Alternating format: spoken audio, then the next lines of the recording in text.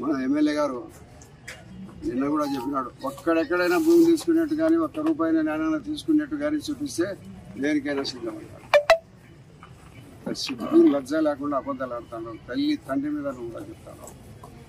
నువ్వు చేయలేదా? చేయండి. నీకు 1000 కోట్ల ఆస్తి ఎట్టు వచ్చింది? నువ్వే చెప్పినా 150 కోట్లు తీసుకొని ఎవరికన్నా వేరేన్నా తీసుకోమని చెప్పి ఇచ్చి,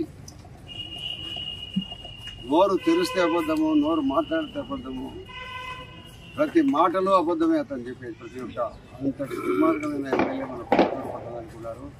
ఇటువంటి జగన్మోహన్ రెడ్డి దోపిడీ చేసి రాష్ట్ర ప్రభుత్వాన్ని దోపిడీ చేసి లూటీ కొట్టి అప్పుల పాలు చేసిన జగన్మోహన్ రెడ్డి మనకు అవసరమా?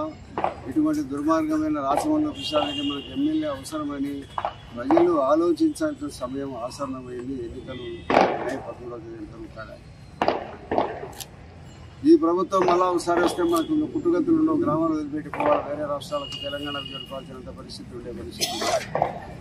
కాబట్టి ప్రజలందరూ ఆలోచించండి. సమయం దండిగా ఉంది. 50 రోజుల దగ్గర ఎన్నికలకు సమయం ఉంది, 45 రోజుల సమయం.